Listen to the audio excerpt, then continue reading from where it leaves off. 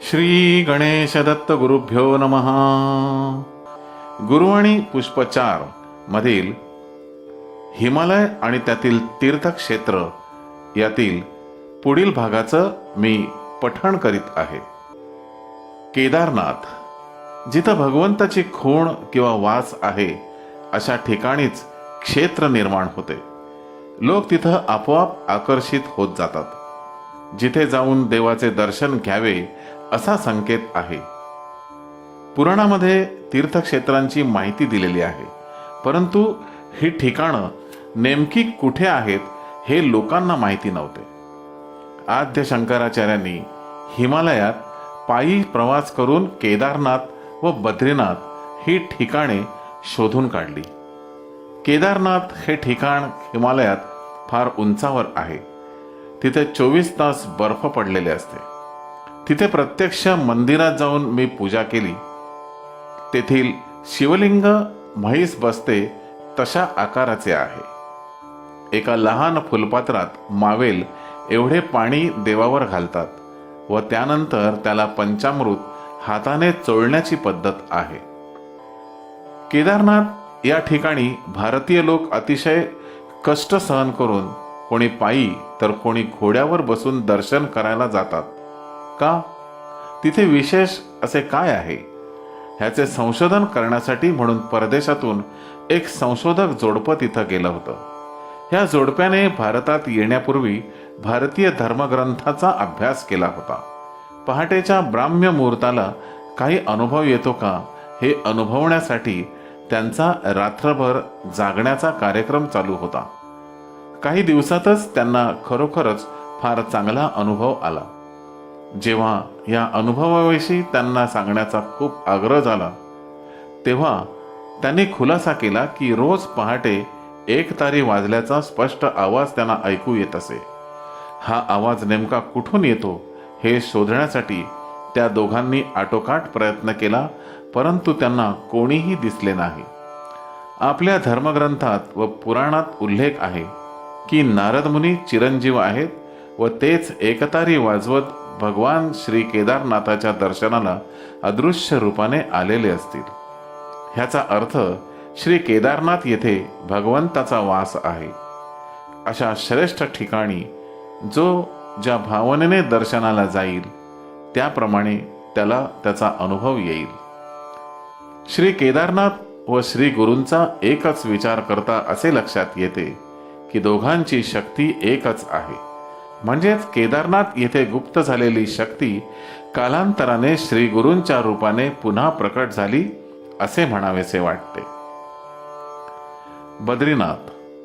बद्रीनाथ याविषयी मार्गदर्शन करताना परमपूज्य सद्गुरू पुढे म्हणतात, बद्रीनाथला दर्शनासाठी गेलो असता तेथील देवांचे अतिशय सुंदर स्वरूप पाहून भान हरपले.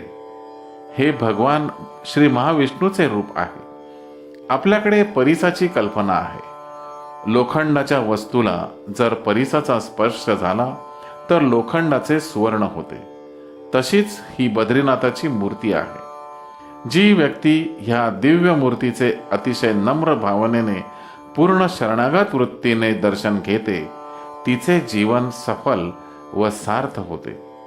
तिचे जीवन शुद्ध सुवर्णाप्रमाणे साफ व शुद्ध होते. तेथील पूजेची पद्धत थोडी निराळी आहे. आपल्याकडे नेहमी एक ब्राह्मण देवाची पूजा करतो. तिथे एका वेळेला 2 ब्राह्मण एकाच देवाची पूजा करतात. देवाच्या मूर्तीच्या दोन्ही बाजूला एक ब्राह्मण उभे राहून पूजा करताना वेदवाणीच्या श्लोकांचा अतिशय शास्त्रोक्त पद्धतीने उच्चार करतात. श्लोकांचे व्यवस्थित उच्चार ऐकून मन प्रसन्न होते. वातावरण अतिशय शुद्ध बनते. पूजा केल्याने समाधान व आनंद मिळतो. परमपूज्य सद्गुरू पुढे म्हणतात, मला थेट देवापाशी एका जराशा उंचवट्यावर बसायला पुजाऱ्यांनी सांगितले.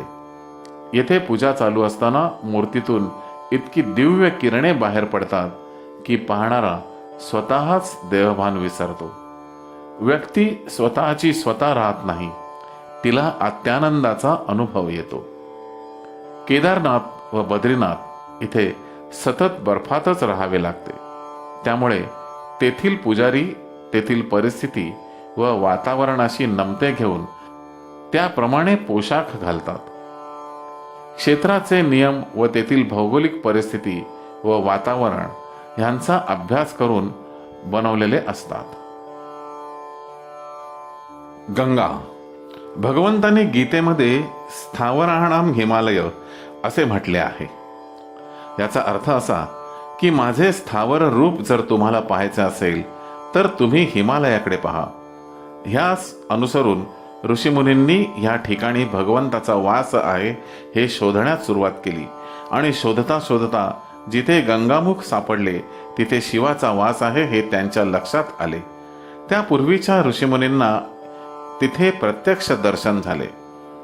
तो गंगेचा प्रवाह आज मितीपर्यंत वाहत आहे. ह्या गंगा नदीच्या स्नानाचे महत्त्व काय असेल तर ती अनेक खाणीतून बाहेर पडलेली आहे. विज्ञानाच्या दृष्टिकोनातून जर तिचा विचार केला तर मनुष्य जन्माला येताना अनेक आवरणे घेऊन येतो आणि त्या आवरणांचे लक्षण जर पाहायचे असेल तर आपल्या देहाला वारंवार निरनिराळ्या इच्छा होतात किंवा मनाच्या ठिकाणी अस्वस्थता येते. मन हे शरीरामध्ये वास करीत असताना अशा प्रकारचा अनुभव का येतो याचा ऋषीमुनींनी शोध घेतला आणि त्यांनी हिंदू लोकांना आवर्जून आवाहन केले की आयुष्यात एकदा तरी येऊन या गंगा नदीत तुम्ही स्नान करा. या गंगेचा लाभ घ्या म्हणजे तुमच्या मनाच्या ठिकाणी असलेले दोष आपोआप नाहीसे होतील. गंगा आणि यमुना ही भारतातील अत्यंत प्राचीन तीर्थे आहेत. या तीर्थांचा प्रभाव असा आहे की रोज जरी संध्येच्या पळीभर त्याचे पाणी प्यालात तरी तुमच्या मनाच्या ठिकाणी असलेले दोष आपोआप नाहीसे होतील. हे सगळे करीत असताना ह्याला मोठ्या भक्तिभावाची जरुरी असते. मात्र गंगाकाठी गंगातीरी राहणारे लोक पाणी म्हणून जर पित असतील तर त्याचा परिणाम होण्याची शक्यता नाही. पण पाणी पिताना गंगातीर्थ पितो असा जर भाव तुम्ही मनाशी ठेवलात तर तुमच्या मनाचे दोष निश्चितपणे कमी होतील. आपल्याला रोज गंगा स्नान घडण्याची शक्यता नाही, गंगातीर्थ मिळण्याची शक्यता नाही, तरी प्रत्येक भक्ताने गंगेचे स्मरण करायला हरकत नाही. एवढा गंगेच्या स्मरणाचा व पाण्याचा प्रभाव आहे. गंगेपुढे मन शांत होते. गंगा हे परमेश्वराचे चिन्ह आहे. गंगा स्नानाने पापक्षालन होते, परंतु त्यासाठी आपला भाव चांगला असावा लागतो. या गंगा स्नानाचे दुसरे महत्त्व असे की आपल्या पाठीमागे कायम ग्रहपीडा असते. कोणाला शनीची पीडा तर कोणाला मंगळाची पीडा असते. ह्या पीडांचा परिहार ह्या पाण्याने होतो. जिथे पाणी वाहत नाही तिथे ते साचून राहते व तिथे डबके निर्माण होते. तिथे डास कीटक निर्माण होणे ही नैसर्गिक प्रक्रियाच आहे. परंतु गंगा नदीचे पाणी त्याला अपवाद आहे, कारण गंगेच्या पाण्यात ऑक्सिजनचे प्रमाण जास्त आहे, म्हणजेच जिवंतपणा आहे. गंगेचे पाणी जिवंत मानलेले आहे, कारण 12ही महिने ते घरात भरून ठेवले तरी कधीच नासत नाही. म्हणूनच आम्ही गंगेचे पाणी भरून ठेवायला सांगतो व गंगेला पवित्र मानतो. हिमालयात गंगेचा उगम जिथे होतो त्या ठिकाणाला गंगोत्री म्हणतात. तिथूनच गंगा पुढे ऋषिकेश व हरिद्वारला येते. जेव्हा संधी मिळेल तेव्हा तिथे जाऊन अवश्य गंगा स्नान करावे. श्री गुरुदेव दत्त.